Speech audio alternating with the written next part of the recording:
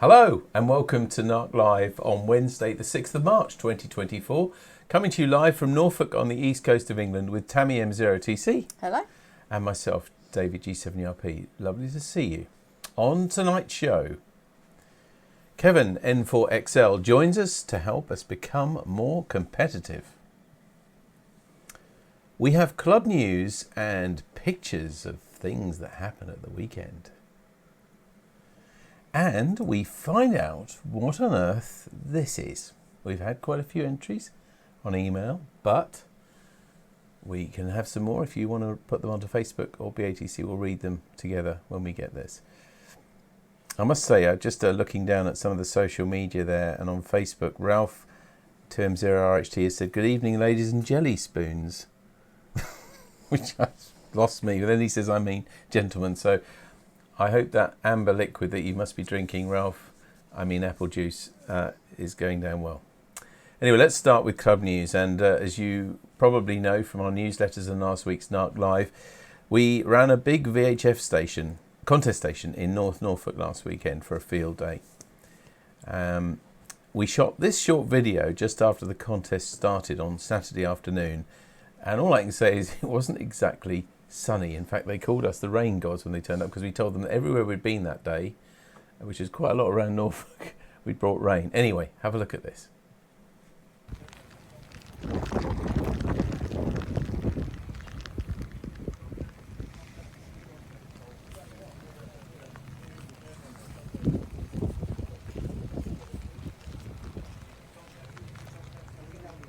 You can't see the rain, but it isn't rustling crisp packets, I can tell you on the audio.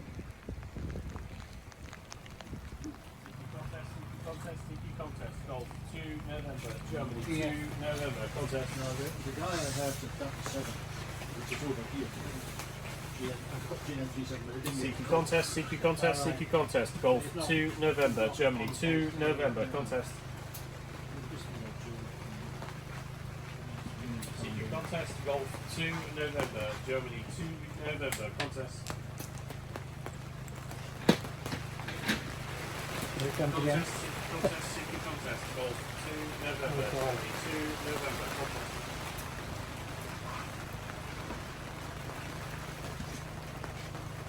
CQ contest, Golf 2 November, Germany 2 November, contest.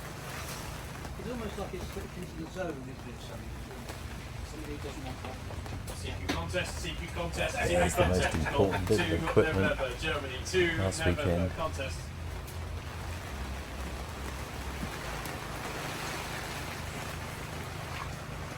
I'll just wait for the rain to pass. Golf 2 November, Germany 2 November, contest.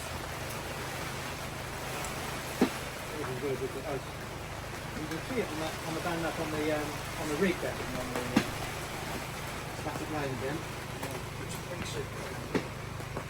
CQ contest, CQ contest, CQ contest. Golf 2 November, Germany 2 November, contest. So that was the video anyway. I've got some words now, and if Tammy can play, are you going to be happy to play these slides out, Tammy? Okay, so I've got some slides and things, and these are details that Phil G4LPP, who was the team leader, sent us.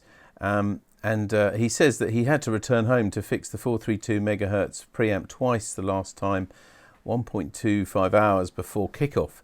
But they were on air just in time and having to stop immediately due to the pole with the 4 18-element stack on 432 megs bending over in a huge gust of wind and rapidly changing to a 1-element for most of the contest. He also remembers it being extremely cold and wet, and I think we'd all agree with that, and Sonny having to tow vans off the wet field.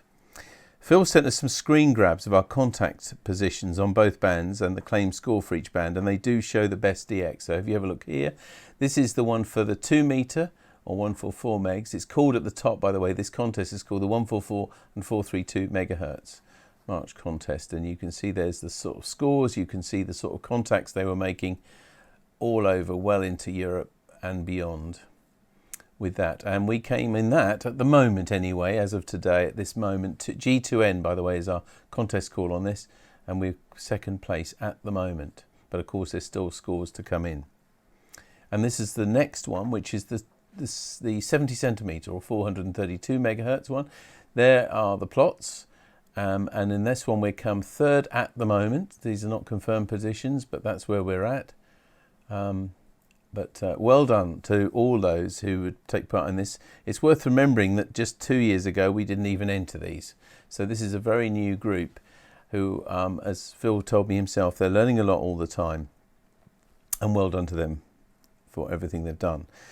Now, as some of you may know, who particularly those who came along on the Sunday, you'll know that Gordon G3PXT, who was planning to be there all weekend, was actually taken ill on the Sunday on the site and had to be taken to hospital. But he was back home later on Sunday and is now recovering well at home. And both he and the club would like to thank all of those who helped with the situation, looking after his dog and that sort of thing as well. So thanks very much for everybody who supported us for that. And finally, despite those challenges, I think from everybody I've spoken to since, they really enjoyed themselves. There's always fun at the end of a rainbow. And Richard came into the tent, showed us a picture on his phone, and we could hardly believe it. We were busy in there. Now, I must point out as well, the mast on the right looks terrible, like it's going to fall down. That is just an optical illusion, because I had to use a wide-angle lens to be able to fit all of that in to one picture. So that mast was pretty darn vertical when I took that picture. But there we are. Still keeping an eye. If we look a little bit worried, we are a bit worried about the computer to my right. That hopefully it's now working a lot less hard because we're not recording on it. So hopefully everything will be all right. Now, Bob Heil, K9EID, will be a name many of you know, particularly his surname Heil. And we don't usually carry news of silent keys on NARC Live for people who are not closely connected with our club. But audio genius, as I think most people agree, Bob Heil, K9EID was. He wasn't only famous for his audio technology, both for radio hams and the big bands of the 80s and 90s. He did serious professional audio systems for really great concerts. But he was also a very modest and kind man. You may recall we had to cancel a talk by him last year because he was unwell. But Roger had re-established contact with him and actually booked him for a talk this August. In Bob's email reply of the 9th of December to us, he attached this seasonal picture of himself. And he added on the email, "I love being with the Norfolk ARC Club," because he's given us several talks over the years, "and I look forward to the meeting. Enjoy the holidays in the excellent band conditions we are having."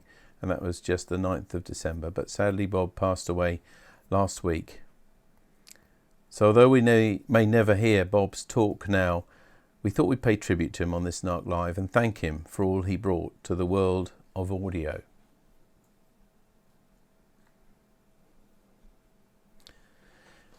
Now some members news for you. And Tom G8XQD says, "I've just seen this image. The video is so impressive.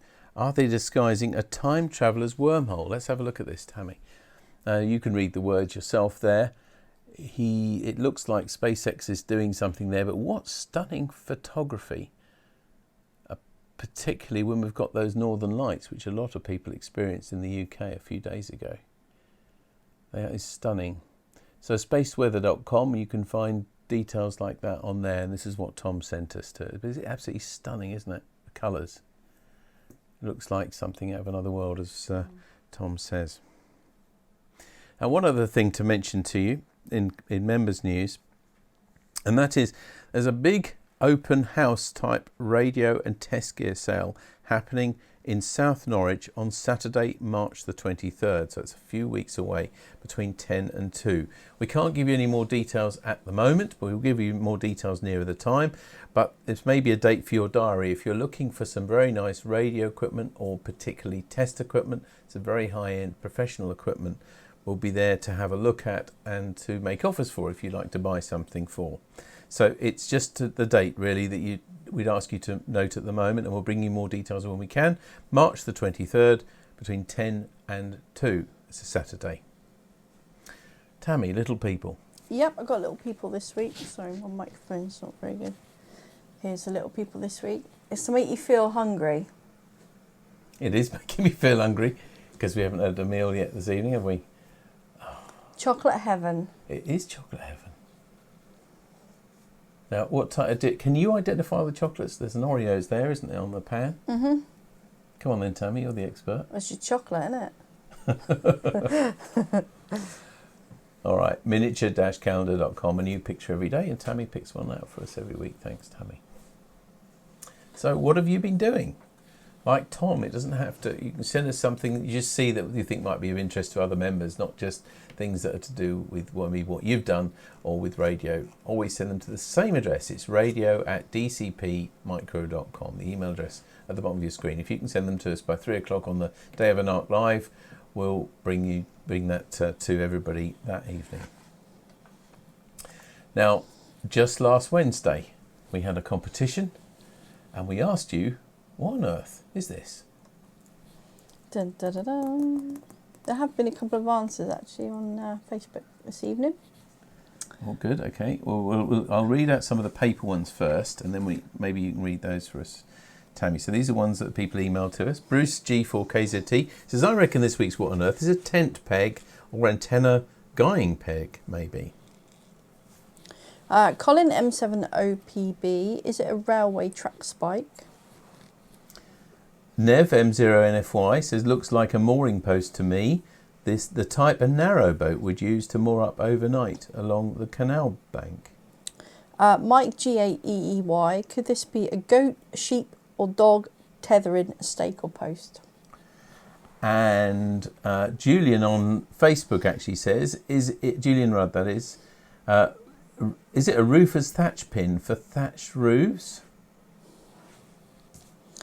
Colin M0GMK, I think this week's mystery object is a railway spike used to secure the rail chairs to the sleepers. Neil G4JUV said on the club's Facebook post during the week, and this is what he's put on actually our post on there, Google thinks it's a magic mushroom made him laugh, he says. So you can't just trust one of these search engines to put the image in and tell you. Henry M0ZAE, is this a shoe last? No, I hadn't heard of that. I don't know what that is. I hadn't, but I You googled it. I was going to say that. I was trying to avoid it. But yes, I did have a look at what a shoe last is, and it's something that you can put a shoe round to form it. Oh, okay, yeah. Okay, so maybe that. You never know. We've got someone here. Tom Miller says, is it a tin tax tree sapling, I think? Is that what that means? I think he's entering so. the competition with that. Okay. I think so. And Simon M0SOH says, is it a pin to secure railway lines to the sleepers? And Stuart J7KBF says that what on earth is a historical item? I think that it is a rail spike, a cut spike or a crampon. A large nail with an offset head to hold the rail to the wooden sleeper. And as Stuart adds to that, as I advised Mr. Milligan, it is for the railway, it holds the rail spike. Get what he means there? I kind of get that, yeah. Okay. Is there any other entries? I don't think so. I think that's it. Yeah. So let's reveal what on earth it was. Okay, it was American Railroad spike. It was. And it's got a little story attached to it because it was sent to us by Jim, G3YLA. That was the original picture. This picture here was one we found to show them in use. I think the other picture was that Jim sent us was in his garden. And he says it's actually a discarded American Railroad spike from a storm chasing trip to the Midwest. So there we go, a bit of history for that. And that's what they're used for. Brilliant. Cool. Thank you very much, Jim, for sending that to us. Right, we're going to set another competition now. And let's ask you, do you know what on earth is this? Can't say anything. I know what it is. Do you? I do. Okay, cool. I'm zipped. Not allowed to say. What is that? You've got just under 2 weeks to let us know what you think that mystery object is. Send it to radio@dcpmicro.com by 3 o'clock, 2 weeks today, and we will reveal exactly what it is. And it'll also be on our website, of course, and the newsletter, and on Facebook. So just to let you know what's coming up this week at the club. This Saturday at 10 o'clock, it's the Koblenz Sked, our monthly connection with our twin city of Koblenz. That's on 7.123 megahertz, plus or minus a bit, and also on 145 250 if you want to do a local call in. On Sunday at 7 o'clock, it's the GB2RS News on GB3MB repeater, and on Monday night also on GB3MB at 7:30 it's the Monday Night Net. At 8 o'clock it's the 80 metre CW net on 3.543 megahertz, and then next Wednesday, March the 13th, we're meeting at the CNS School for a social and informal with a Raspberry Pi construction type informal chats and things if you like as well. That's next Wednesday between 7 and 9:30. We'd love to hear your stories, as I mentioned. Please keep sending them, and also look around for some mystery objects. If you've got something like Jim sent us last week, like that pin for holding rails in, anything like that that you think will fox our members, just send them to us. And also, of course, we have this card, which we are very happy to send to anybody you feel will be cheered by a card from Norfolk Amateur Radio Club. And we'll be very happy to send it to them. Just put their name and address, send them to us. We'll add your name to ours and send it to them. The address, as always, is radio@dcpmicro.com for anything for NARC Live or indeed the club. Now, I'm very pleased tonight to welcome back someone who's become an old friend of the club, really, over the last few years. He's given us lots of really interesting talks. Tonight, he's going to tell us how to be more competitive. So, good evening and welcome to Kevan N4XL. Hello, Kevan. Hello, and thanks for inviting me back to NARC. I'm glad to have a talk with you all about contesting and improving your contesting scores. Well, we look forward to that, and as always, Kevan is live here for us. So if you have any questions or comments whilst he's talking, you could just ask them straight away on Facebook and on BATC, and we'll read them to him at the end. But now over to you, Kevan. Alrighty. I'm a little jealous of looking at how you equipment you have available to do your setup out there. Maybe we can get something local here, but that was really impressive. Well, my name is Kevan Nason. I'm November 4 X-Ray Lima, and my email address there is knason00@gmail.com. If you have any questions, go through our host here today or contact me directly. I'll be happy to discuss it with you. Today we're going to talk about becoming competitive, and this is not really a talk about how techniques to use so much during the competition. It's a conceptual talk more than anything else. And let me see if I can get this started.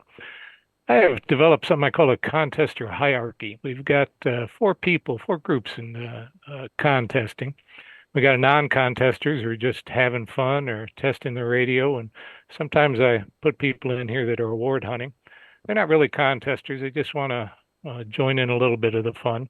And then we have casual contesters who want to do something for a couple hours and just play radio and escape their day-to-day life and just enjoy playing radio. And this talk's going to be aimed at the last two more than anything else, the serious contesters and those who are actively trying to improve, and the competitive ones who are actually trying to win. Or since winning is difficult at times, I put down win or place in the top 5. So I'm targeting the bottom 2 in this talk here today. This came about because one day I sat there as a casual contester, and I began to move into a little bit more serious, trying to improve. And I wondered why people were beating me so badly. I didn't understand it. And I figured they either had to be cheating or knew something I didn't. And so I started studying a little bit and found out very few people are cheating. It's just that they know a lot more than I did about contesting. And I found out that being competitive involves doing many things well. Of course, you have to have superior operating skills, but you also have technical knowledge about how to set up your station, how to make it all work together. The choices you make in antennas and equipment, etc., requires a bit of technical knowledge, which is, I don't really want to say beyond the ordinary ham, but it's more specialized. And to be competitive, you have to have a much deeper understanding than most hams do. And if you're going to sit in some of these major contests, the last 48 hours, you have to have a ergonomic environment, and your operating environment has to be conducive to all the time you're going to spending what we call BIC, or butt in chair, for 48 hours. I used to do about 36 or 38. I'm down as I get older. 34, 32 is more common for me. Although the last ARL, not the sideband, the CW, I think I was in it for 36. got to have a good operating environment. And most important, if you're going to become competitive, move up in the ranks, you got to have a desire and a commitment to improve. And that's basically what we're going to give you some ideas about how to improve through this whole talk. As I mentioned, sports many people play, but there are few stars. Winning is really beyond most of us. So we need to seek small victories initially. Don't set your eyes and get discouraged by the fact that you're not winning. Look for continuous improvement in that as soon as you achieve a goal, pick an achievable goal, and as soon as you achieve it, immediately pick another that's a little bit harder to do, a little more stringent. Move on up the pack a little bit. To improve, firstly, you need to decide, do I really want to be a competitive person? Do I really want to throw my time and my money and everything into this and commitment and make the dog unhappy because I don't go out and play with her as much as I used to, whatever it might be? Define what you want from contesting. And once you decide that, ask yourself, am I good? Be critical. Don't just say, yeah, I'm a great contester. Really sit down and identify your operating weaknesses. And one way to do that, as I said, I asked myself why I was 19th. I started comparing myself to other people. And even people with similar stations to me were whooping me really bad. So I wasn't very good. And I sat down and really tried to figure out what I wasn't doing. And I ran across this phrase as I was studying. Contester is someone who uses his'n to beat your'n. And they're talking about stations. He uses his stations to beat your station. But then he turns around and takes your'n and beats his'n. And the whole concept behind that, it isn't so much the station you have. A lot of people think that, I can't be competitive because I don't have a good station. It's really not so much the station you have as what you do with it. And the whole key concept behind this talk is to keep that in mind and figure out how to make yourself be a little bit better. But you do have to critique your station. You have to figure out what it has to be to achieve your goal.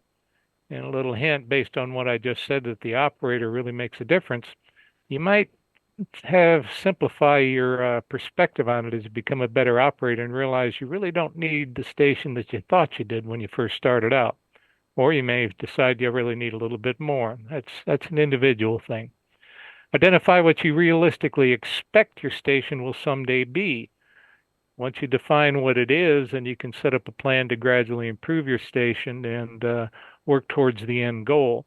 And the concept there is, if you think something might be good enough as you're building, you got to be thinking what the end use is so that you don't buy something that serves your purpose now, but then when you upgrade the next part of your station, you find out that that no longer works, and you have to renew that thing you just bought to help you out immediately. So you also should consider maintenance in your design, because things are going to break as you're building your station. And look at that. An example might be I put an extra rotator, or not, a mast clamp on my tower so that if I had to do rotator maintenance, I could have two mechanisms to hold the mast in place while I pull the rotor out. So learn a little bit about what you think you might have to do for maintenance. And of course, keep the goal in mind. You identified what you thought your station had to be while you're building so that everything fits together at the end. And I learned that lesson the hard way. I started buying things before I really knew what the heck I really needed. So knowledge is critical in evaluating your ideas. Best to gain some knowledge before throwing limited resources at station building. So spend some time researching, planning, figuring out what other people do before you just start buying things willy-nilly and putting them up. And of course, my biggest thing is suggest first focusing on your operating skills in the antenna system. If you look up my scores in 3830, I am definitely not the best contester out there, but I do reasonably well. And all I'm using, I know in England there it's a little harder to get antennas up, but all I'm using is a tri-bander at 50 feet and some wires that go up in the trees, and I have an elevated vertical. And yet I still manage to place fairly well in the standings. I've even got a plaque for the RLDX contest a few years back for my category. So you don't have to have a super fantastic station. Your operating skills will make the day. And notice I said antenna system. I didn't say antenna. As you begin to study, you'll learn things that your feed line, of course, there's feed line loss, but you may discover this little fact also that if you have a high SWR at your antenna and you have a antenna tuner in your shack, just because you've got a high SWR all along that coax cable going out to your antenna, you'll get an additional feed line loss due to that high SWR. And each coupling you put in there adds a little bit of resistance to it too. And you also have common mode currents and things. So think antenna system and the losses that occur from the time it leaves your transmitter through every component up until you get to the antenna. Initially, people want to have amplifiers, but they're really a crutch initially because you can use brute force, and just because you got a 400 watts, or I think you're up to 1,000 watts now there. I heard last weekend that some of the England stations were running a kilowatt. You think you need that kilowatt, but what they do is you get that brute force, and people tend to think I'm going to get through with that, and they don't develop the skills that they need as an operator. There was an interview of N4XL in the National Contest Journal here in the States, and he wrote there, he said to the interviewee, the best of the best gain their winning edge practicing the basics over and over in numerous forgettable events, often using inadequate radios and second-rate antennas. That's kind of where I'm at. Discovering how to overcome such obstacles are lessons never forgotten. So even the great contesters realize that its operator skill makes a difference. And while you're building your station and figuring out what you're going to do, keep in mind that you got to have fun while you're doing it. So figure out what you really enjoy. You can operate assisted or unassisted. That may affect if you're running your own skimmers, or if you have good internet capability, or maybe you need another monitor to fit everything in the screen. If you're a teletype operator, RIDI, do you want to do FSK? Sometimes equipment you buy doesn't have FSK capability. And do you want to have an amplifier or not? So figure all that stuff out, and whatever it is that you like doing, make sure you incorporate it in your station. I like studying propagation while I'm contesting, so I have a map up which shows me current propagation around the world, and I look at the reverse beacon network online and see how my station's doing to various parts of the world. So I need some extra real estate on my monitor, and I need to make sure my internet speed and connection and computer power can handle all that stuff. So those are some examples. Now we're getting a little bit into things to help you out. Learn your secrets from others. That was the biggest thing that I picked up on. But when I started studying, I was bombarded with people that had advice and comments to make. It took me a long time to realize that not everybody really knows what they're talking about. And I put these people in two different categories: truth talkers and what I call false prophets. Some people just blurt out this stuff which isn't true. With a little bit of study, you'll figure out who they are. And some things that I use whenever I look to decide if I really want to follow what this person is saying or not is he an active, or she an active contester in major contests, not just necessarily the little ones, but the ones that are involve a lot of competition. Are they involved in them, and do they score highly? Good source of that around here. I'm not sure what you have over there in England, but we have 3830 scores, and I know that's worldwide, but I just noticed that there aren't any 3830 scores from G2N, so perhaps there are other sources over there. But another way is if you start reading somebody you think knows the truth talker and scores highly, who do they talk about? Is people that said so-and-so and they're respected and positive comments. So who are the truth talkers talking about? And seek out and follow their posts, even if it doesn't seem to apply by the title. For a long time, I would read anything that was written by Tom Roush, W8JI, for example, or K4BAI is another one of the truth talkers. But whoever they are, take and follow them, even if the topic doesn't sound familiar, because a lot of times they'll diverge and just throw out something that trips your trigger and says, oh, that's what that's about. And if don't rule out people that you think are false prophets. Hear what they have to say, but evaluate if you think that what they're saying makes sense or not for you. Some sources: the CQ contest reflector at list.contesting.com, CQ contest. That thing goes back I think to like 1991 or something like that. But the principles of contesting, it's like any other thing. There are basics that are good no matter how old they are. They're things you got to do. And sometimes it's good just to walk back and browse through that a little bit and find information that's useful for you. Here in the States, we have Contest University, and I heard they were doing some over in Italy a while back too.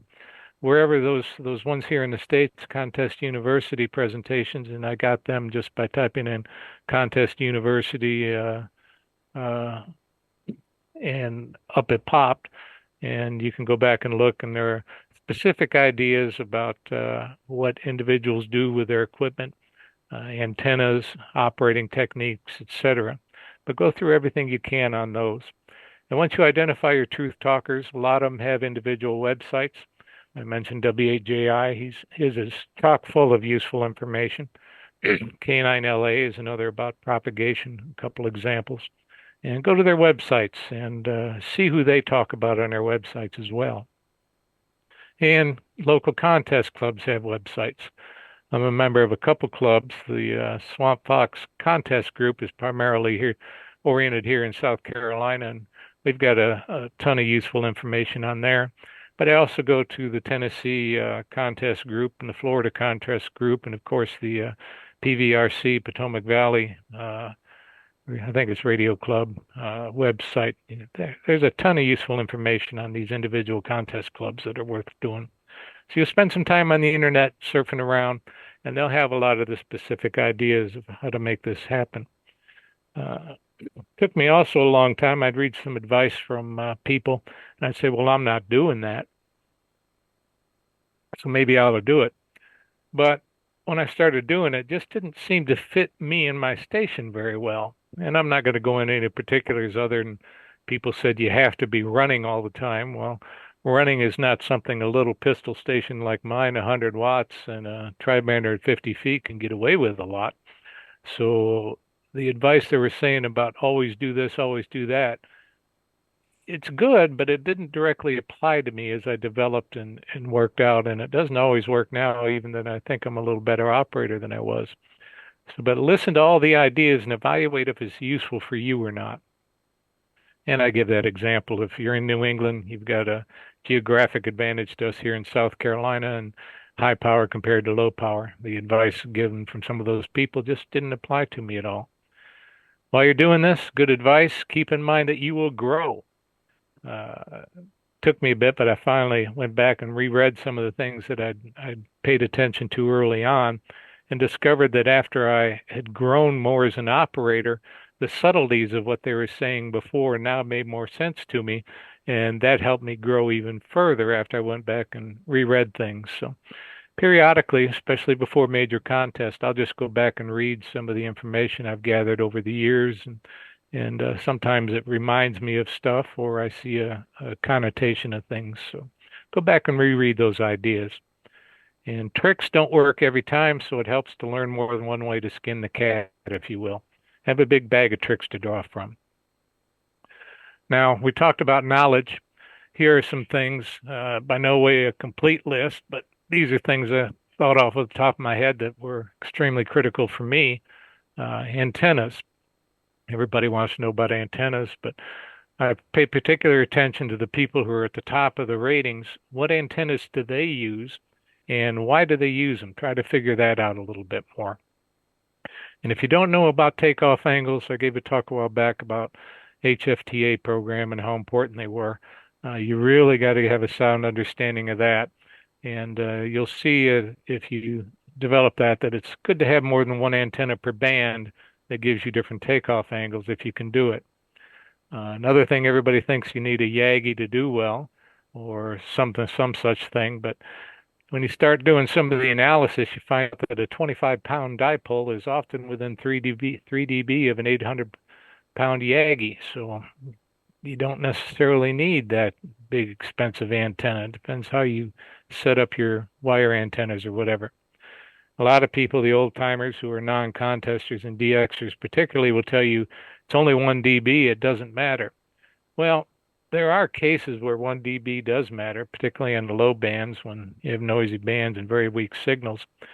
But the key concept here that most people pick up about why 1 dB does matter is you make a 1 dB change here, and you make another 1 dB change improvement in your station there, and then you make another 1 or 2 dB stations over there, and all of a sudden you got 3 dB, which is becoming significant. So paying attention to things as you build and as you go up, just because it only seems like 1 dB and it isn't worth the trouble, think about how they compound each other. And we mentioned about the high SWR with feed line loss.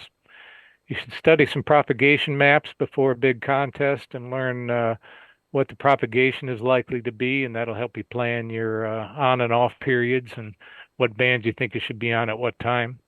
And if you don't know about RF gain knob and attenuator, why they include those things on your radio, spend some time studying that. And of course, common mode current. I think I did a talk on that with ferrite and things also to the NARC. If I didn't, I can give that. And what problems it can cause in your station. But definitely advantageous to cure that as well.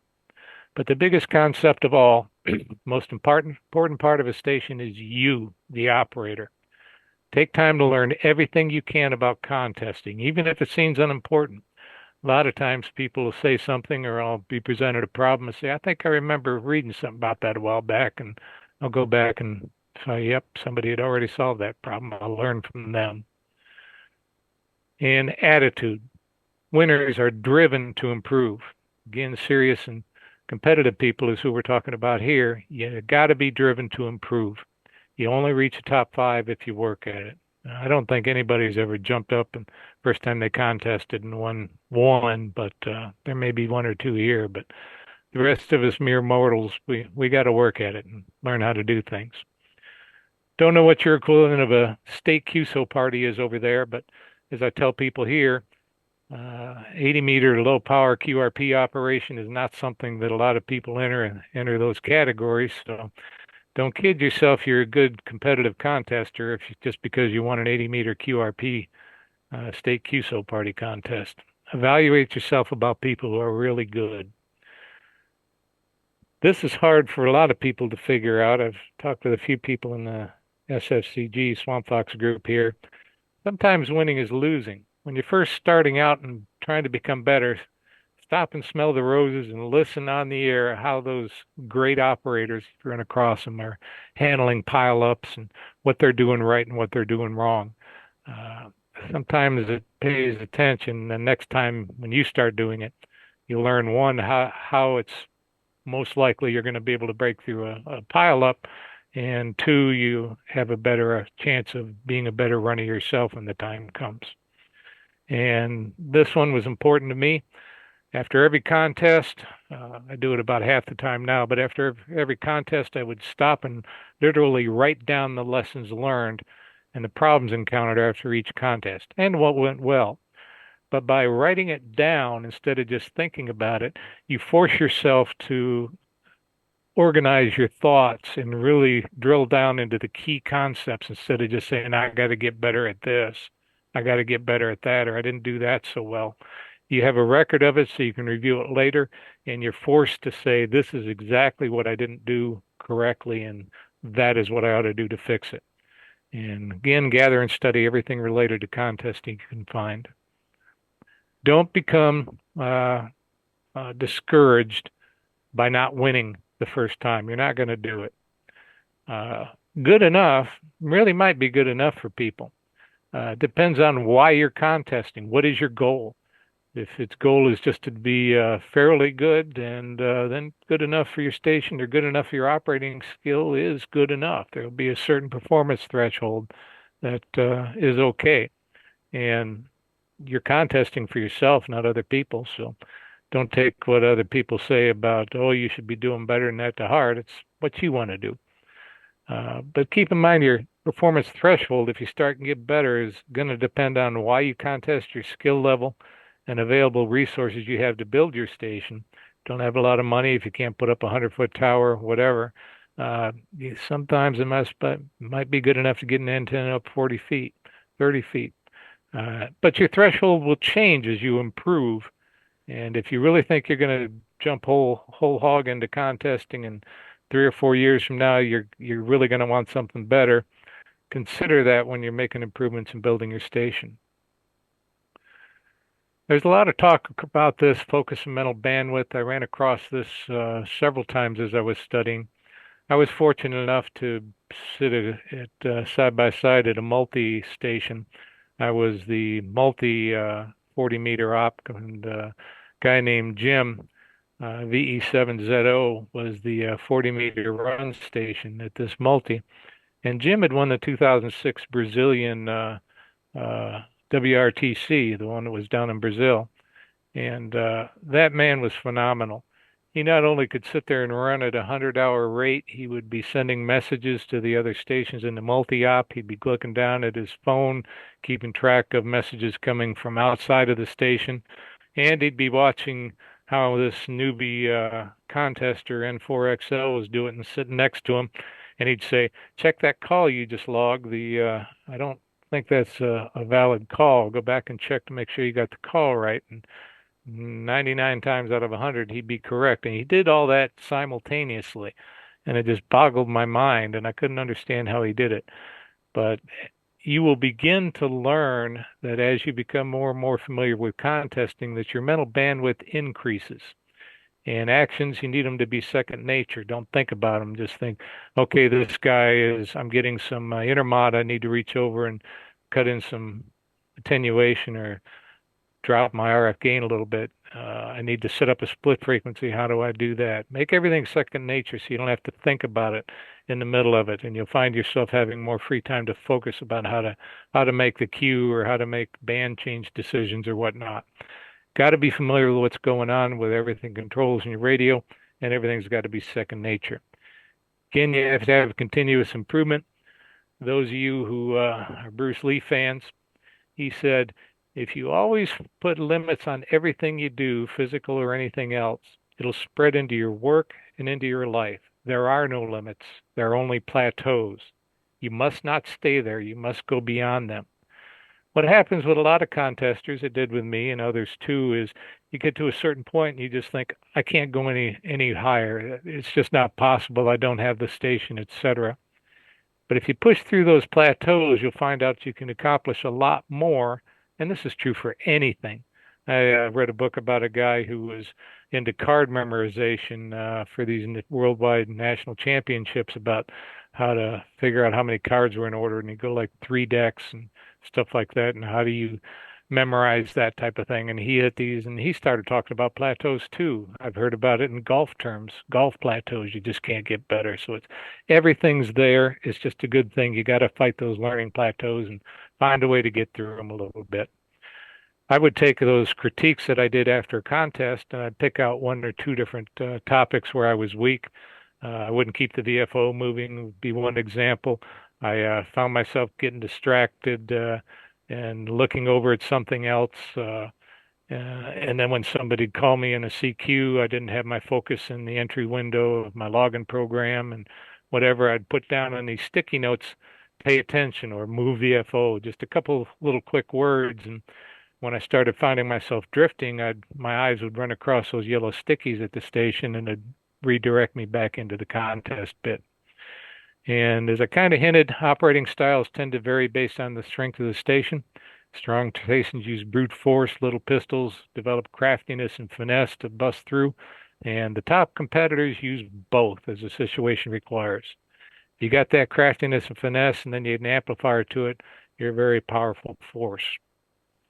Took me a long time to realize this. Mult chasing is fun, trying to get multipliers, but rate is king. If you're not putting them in the log, and the best rate depends upon your stations.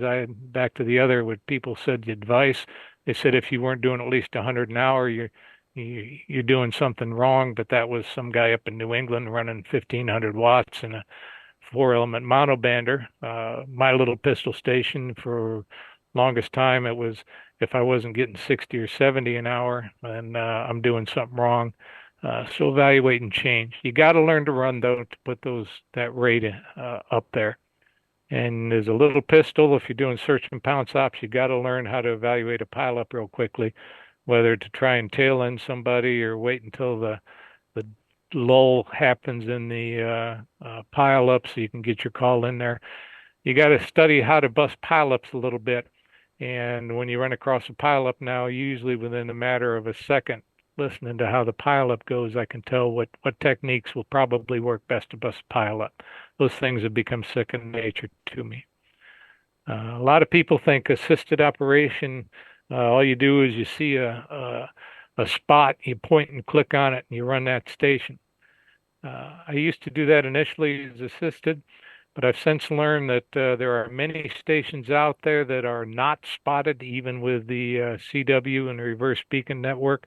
Every contest I run, I turn to VFO and run across some stations that's not spotted for some reason or other. And sideband stations have the same thing. One of the things you can do is look up what Pete N4XL says about how the reverse beacon network figures out if somebody's running or not. You'll learn why some of these stations aren't spotted. And the best up pileup tool is to have no pileup. And the best way to do that is to be first to run across the station by using your VFO or looking at your spectrum display band scope to figure out where somebody just popped up. And another thing, waste time trying different things, discover works for you for busting these pileups and stuff. The rule of thumb is call it 2 or 3 times, depending upon your stations, to bust a pileup. If you can't, move on. But sometimes it's worth, as you're learning and developing. This waste time, it's going to hurt your score, but you'll develop the techniques for how to bust a pileup by trying different things and learning when it works and when it works for you. A lot of people use single fingers, even ones that are doing very well, but I'm here to tell you touch typing really is a critical skill to have if you're competing, especially if you're doing single operator 2 radio. And if you don't know what Anderson's message is, I'll mention briefly about it a little bit later on. You ought to learn what that is. And I'm getting several people in the Swamp Fox group here they finally figured out, hey, he was pretty smart about telling us to use that. More and more of them are using as it goes on. Again, thoroughly know how to use your important station controls, make them be second nature. This is my cheat sheet I use for my logging software of choice, which is N1MM. I think last I heard 60% of the contesters in the world are using N1MM. You're welcome to use what you want, but this is a very competent program. It is fairly detailed, and you can do a lot with it, but it means there are more things to screw up. But I highly encourage everybody to use this. I set up this cheat sheet color-coded for different things, how to help me in the middle of a contest, so I can quick reference it if I need to. Call recognition. A lot of the good contesters will talk about that, having a familiarity with what the calls are. I was at a multi-station, was at W7WZ over on the other side of South Carolina, where we're using the call Alpha Alpha 4 Victor Tango. And we had a fairly new contester, and I learned from what Jim did to me, and I kept my eye on him when he was on the other station, and I'd go back and I'd yell at him across the room, hey, go check that call. It doesn't sound right, just because I was familiar with some of the calls. So it's good to know what the calls are. And if you're not using Super Check Partial, you should be. And for those of you who don't know what I'm talking about, this is N1MM's logger station. And this right here, I typed in a partial call, mic 6.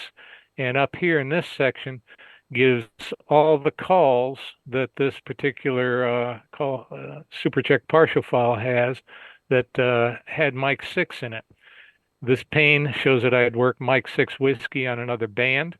It could be Mike 6 November, Tango, Mike, Oscar, Whiskey. It could be something completely different, not listed in that list. But if you're trying to pull somebody out in the middle of QRM and a pileup, that may give you, if you hear a E on the end, it might could be Whiskey, it could be Charlie. You can probably rule out that it's OM, N, or T. Well, maybe T. And figure it that way. Was that Mike 6 Whiskey or something like that, and help you out? And those I did for the longest time, I thought using this for years, thought maybe it was cheating. looked at it that way, but then I realized that the rules allowed it, and my competition that was beating me, making me be 19th, was all using it. So I was putting myself at a disadvantage by standing on my principles, saying it's not it's not right to use this. Everybody else is, so I was only hurting myself, not them. So I started using it, and it's very useful. I also mentioned about enter send message. You can see some of these things by pushing F1. I'd start a CQ, F3, it'd send thanks. Either you can do these with WAV files, audio files too. But an enter sends message, this orange color tells you what would be sent next if you had hit enter. In this case, I'm in run mode, so two things would be sent once I get the guy's call in there. If I hit enter right now, it would send his call followed by the exchange. So I don't have to say all that. It'll save my voice for those 36, 40 hours I'm in the chair. And it does all kinds of different things. It's worth studying if you don't use it. A lot of people say I'm unassisted. I can't use the band map that is in these things. That's not true. If you run across or you're unassisted, you can't use spots, but if you run across somebody on your own by turning the VFO, a lot of people will tell you, well, jot down their call or put them in a quick memory on your rig and come back to them later. You can just as easily put them on the band map and come back to them later. And there are plenty of tools in N1MM that let you jump from spot to spot. And since you found them yourself and you put those things on your band map yourself, it is unassisted operation. It's the same exact thing as you write them down. So learn how to use the band map even when unassisted. And winning often comes down to button share time. Determination, physical stamina, and ergonomics will help you stay in the chair longer. I mentioned I had a plaque in the ARL. There were horrible band conditions that year. I was getting whooped. And what it boiled down to is I made the determination I was going to sit in the chair and try to fight through all the horrible band conditions. And people that were ahead of me got tired of it and just quit. So I ended up winning. Oftentimes, winning comes down to button share time. This is simple math. 1 plus 1 plus 1 plus 1 equals 4. And you might wonder why I'm doing this. Well, if I take 1 away, it doesn't matter which one it is, I'm left with 3. Now let's take a look at why that concept is important, and it changed how I viewed my whole entire contesting effort. This is a theoretical from a contest that I was in. It was a CQ worldwide, and you get mults for both zones and countries. And I said, okay, let's theorize. I got 100 contacts. Each one's 3 points, so I got 300 points. Out of that 100 stations, I've got 10 zones and 30 countries. So my theoretical score is 12,000. If I got one more contact and it wasn't a mult, it works out 303 points. My score would have went up 120. If that was a single mult, I'd have gone up 423. If that one extra contact was a double mult, it had gone up 726. Hoop-de-doo. People in these contests are making 1 million, 2 million, 3 million, 4 million points. My measly little 726 points, even for a double mult. I just wasn't enthused early on in the contest about getting that single contact. But then I thought of that 1 plus 1 plus 1 plus 1 thing. And here's the end of this particular contest. I had 1,081 contacts. I had 1,458,687 points as a claim score. That was before log checking. But if I'd got one more contact, gone up by 1,500, if that was a mult, 4,500, 4,400, and a double mult, 7,400. Yeah, I was really motivated to get those contacts at the end. But I realized that if I'd have pushed a little harder way back here, I'd have had that 1,082 at the end and those extra points. And so what that told me is making only one more contact at any time in that contest would have given me those extra points. So if you're a contester trying to do it seriously, you got to be game on from the starting bell all the way through the end, because every single contact you make through the entire contest is worth whatever that last contact you make is. And that changed how my focus was through the entire bit of contacts. And along those lines, you got to have accuracy. It's very important, because if you lose that contact anywhere in that whole thing by busting a call or getting an exchange wrong, you lose that same amount of points, whatever the last one was worth. So you got to balance out aggressiveness versus accuracy when you're doing this. Antennas, antennas, antennas. That's the whole key. I'm not going to dwell too much on that, just to realize that wires are effective and verticals do work if they're installed correctly. And you got to know about the lobes and the takeoff angles on those. And again, think system, antenna system rather than just the antenna, looking at your overall power loss, getting to the being radiated. And eliminate your common mode currents, RFI induced faults, and reduce station noise. Automation, a lot of people don't give that credit, but if you're button share for a long time, you're going to get tired. You're going to start making mistakes. It helps simplify band changes just by pushing a different band button on my radio. All my antennas switch over to the proper antenna for that band, etc. It's visually easier with automation, so you don't make mistakes. And we have this thing called Touch Portal, which can be used on a Android phone, and you can program buttons in to control things. Like here on this one, I can turn my rig preamp on and off, or my attenuator. I can change my antennas. I've said more than one antenna per band is good just by tapping this button. It'll change what antennas I have. I can change filters. I don't have to reach over to the radio to do it. I can force a log if my logger says it isn't right, just by tapping a button on this thing. And this other one that says busy, I can just go ahead and tap busy when I'm doing it. And on my band map, it'll put that station's busy. Whoever's on there is not in the contest. So if I'm turning with a VFO, I don't have to stop there next time. And I also like gaming keyboards. These keys, I programmed to do macro operations like jump from multiplier to multiplier, or station on workstation to workstation. You can do that on the Spectrum Scope and N1 MM2 just by hitting that button. So automation really helps. But toys are fun, and Murphy likes complexity, so you got to make sure you got everything going as well as you can. The more automation you put in, the more things that can go wrong. Radio, it's good to have a band scope. I didn't think so, but I really have improved things since I've gotten a band scope. I won't go into why for the interest of time. Dual receive really helps out for different things. And if you don't know what RMDR is, you really ought to spend some time on the internet and look that up. It really affects how your rig can perform next to those strong 40 over S9 signals when you're trying to pull a weak one out. And everybody says SDR will solve everything. No, they have their problems too. They're just different ones. And good thing to do is check on 3830 in their QRZ web pages, QRZ.com web pages, see what the winners are using. Or just if somebody's beating you, then you wonder what they're using, just email and ask them. Most people would be happy to tell you what they're doing.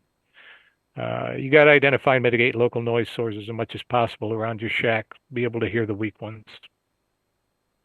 You can do a lot with a little. Again, I can't beat this point to death enough. Your operating skill at busting pileups can often trump their Yagi at 100 feet and 13 dB of amplifier gain. You may not believe it, but I've had it happen time and time and time again with my little pistol station. Here the stations that I beat in pileups, they're really strong. I go look them up and find out that they have a 4-element Yagi at 100 feet, and they're running 1,500 watts, and I just beat them out with my measly 100 watts and 50-foot antenna. And again, know your weak rig controls.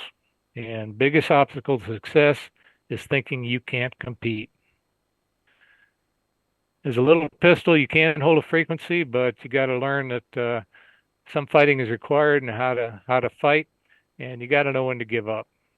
Sometimes, for example, me being here, if some European comes on who's running 1,500 watts, and I know Americans are anxious to work them, and all of a sudden they start working station after station here in the U.S., I'm not going to be able to hold the frequencies, so know when to give up. And equipment failures, you ought to have redundancy built into your station, or a plan if such and such happens. What am I going to do to stay on the air and keep competing? For propagation, if you don't know about it, the reverse beacon networks, if you're doing CW, RIDI, or FT48, will let you see the strength of your spots around the world in real time. I will use that a lot of times to know if I'm getting strong into Europe or strong into Japan or wherever.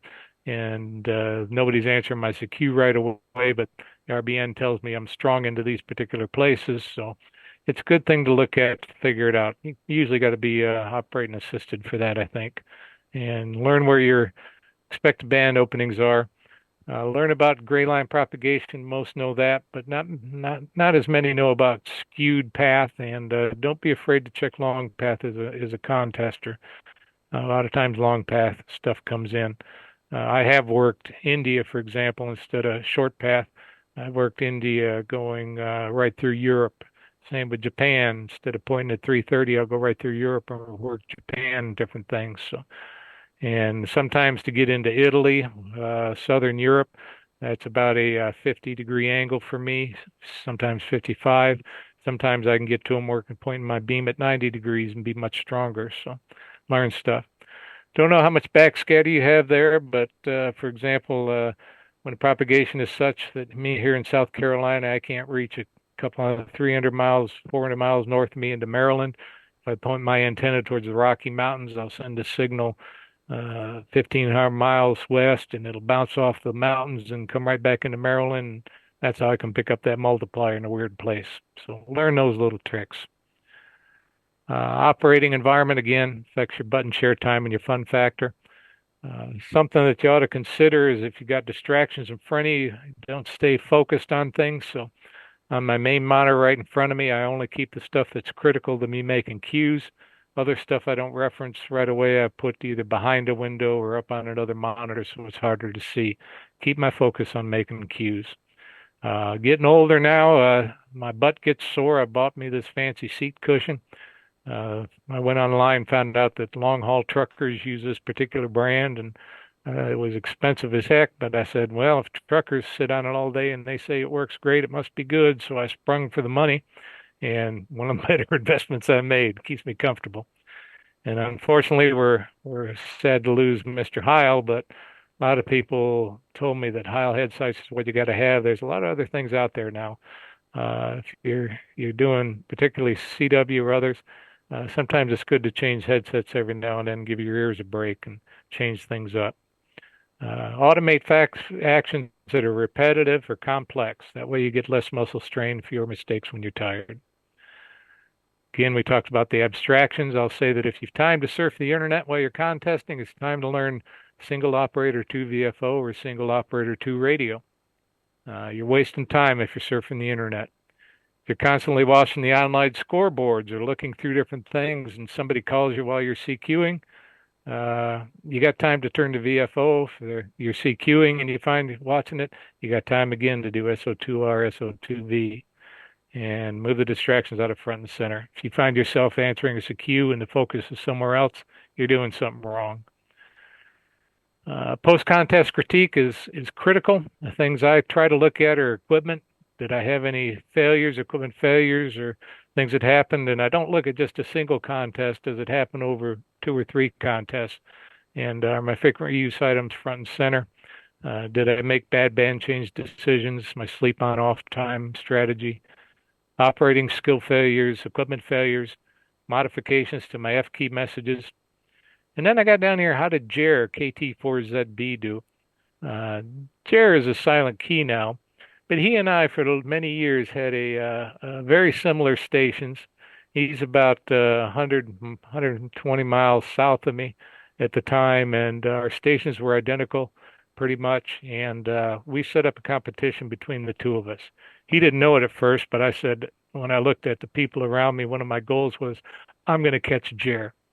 So finally I got up to where JER I were equal, and I called him and said, I'm going to beat you this time. He didn't know me out of the blue, but we started having a competition. So JER became my competitive. We both pushed each other to become better and better. Write down lessons learned. I already mentioned that. Sticky notes, what went right.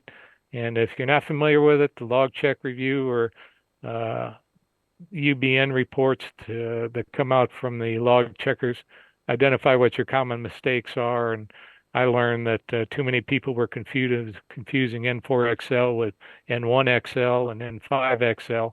and K4XL. So I started changing my way of sending an exchange and my call sign, so I verified it, and my accuracies improved as a result of that.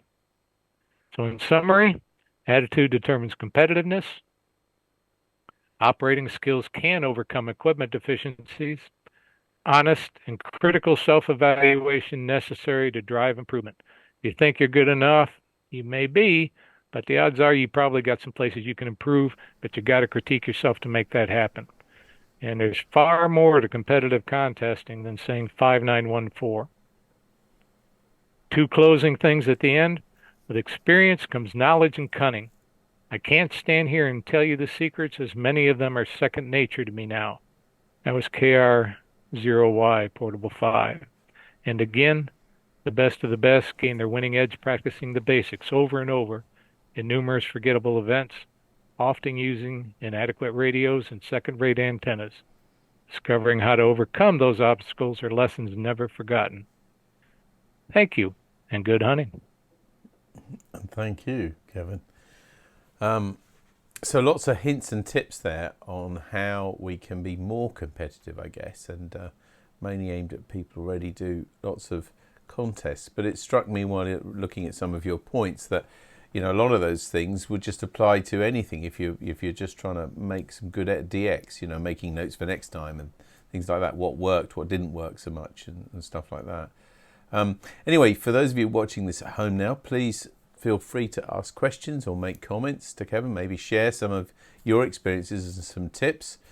We'd love to hear from you. Somebody who's done that already is Mario, KD6, I think that's ILO. He suggests using the Keep It Simple system, which I think is one of the things you're saying, really. After action reports, after any task, AARs, and before operation checks, of course, as well, making sure the equipment is right. They're important as well, Kevin. You said you're a little pistol station with, I think you said 100 watts and a sort of 50 feet antenna. So, I mean, that I guess that's going to apply to lots of people, really. What sort of, does it really matter what radio you've got? Yes, it does, and that's kind of why I was saying if you don't know what the RMDR is, you ought to take some time to study that part of it. Rob Sherwood, NC0B, puts out some reports about what he thinks are the best radios. The key here is that you ought to have a certain minimum specification, and a lot of people figure that's 70 dB for sideband and 80 dB for CW for their close-in spacing, 2 kilohertz response. The higher, the better. But ICOMs don't necessarily do well in most of the standings on Rob Sherwood things with a 2 CW. There's also a thing out there called noise power ratio, which I think it's VA6, I can't remember. There's an NPR power ratio thing, which talks about a different method of computing it in which the ICOMs do very well. And I'm rambling here a little bit, some of the more people who know the 2 kilohertz spacing aren't aware of the NPR. And in the noise to power ratio, what the testing does is puts a broadband white noise across the bandwidth of your radio. And then instead of increasing the signal, they put a notch in and drive it down. That way it simulates a very noisy contest band situation with many different stations on instead of just one individual station raising things up. But if you don't have these radios with at least minimum specifications, you'll end up getting intermod in your radios. You'll end up not being able to hear the close-in stations that if they happen to be adjacent to louder stations. And if you're doing a DX and you're just trying to work a single station or somebody where the bands aren't crowded, you'll never notice the difference in the radios. But if you're going to the serious and competitive level, and you begin to throw it in a case where you've got maybe 10 or 15 40 over S9 signals within limited bandwidth space, you got to have that more significant radio to perform. I didn't appreciate that until I went to a multi and started using the higher class rigs. I only use TS590s, which are minimum, what I consider minimum capability now. I have used an FTDX 101 and K3s, K4s, and uh, some of the others out and about, and you can tell the difference. Flexes, I've done field days with those too. So, yeah, spend some time learning about what the good radios are. Yeah, thank you, Kevin. I mean, we have had actually Rob Sherwood on our program before and talking about them. I know that one of the things he said that receiver-wise, they're very close, most of them, but the transmission is something that he thinks that many of the manufacturers should concentrate on. That's something that I see a lot. You can see it on your band scope when you're looking. Some stations have a very sharply defined area, and the others are wide. TS590s rate a good transmitter. The Yaesus are not quite so well. And does that affect, though, your abilities in contests? I mean, does that really affect your points that you're going to get? It will if you're looking at, for example, in a multi-station environment, such as a field day where you go out and about, your transmitter cleanliness will affect the other stations. And I have a single operator 2 radio set up, and it can affect the other receiver in my other station here. Or if I go to a multi, it can affect it within the multi-station as well. So yes. Okay. I made a note as well that in your talk you said that some of the features on radios like band scope, dual receiver were at the top of your list there. Do you think there's something that maybe, because so many people do contesting, that is there a missing feature that manufacturers could add to differentiate themselves and help in contests? Is there something, a dream feature that you've got? I'm going to say not that I'm aware of. I'm definitely not an expert on it. One of the things that people have talked about, I don't have a lot of familiarity with high power operation other than going to the multis and things. But one of the things that they're talking about, and I forget the exact term, is there's a method where you can feed back some of your transmitter signal directly to the amplifier and cause the amplifier to adjust itself so that it is more linear in operation, which gives less interference to the stations around you. And somebody can probably speak up and say what that term is. It just doesn't come to mind right now. But the Anons have that, and I think they're looking at moving it into some other transmitters. But as far as something particularly, no, I can name off many, many features that are useful to have in radios that that if you spend enough money, you'll get. And that's one thing. Sometimes it might be better to buy a used radio that has many good features as a contest radio than to just go out and buy a mediocre brand new one. So that's something to consider. Yeah, thank you. Got some questions and comments for you now. Julian 2E0DJR asks, can you explain the advantage of two antennas on the same frequency? He says he's a bit confused on this comment. Wouldn't they interfere with each other? It's not that you're transmitting on the same frequency at the same time.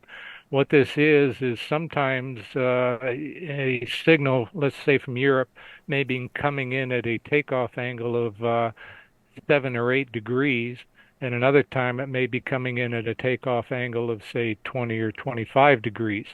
I need to set up two antennas that cover the same band, one of which is able to copy, gives the strongest performance at those lower angles, and one of which gives me stronger performance at the higher angles, and be able to switch between them based upon the propagation conditions at that time.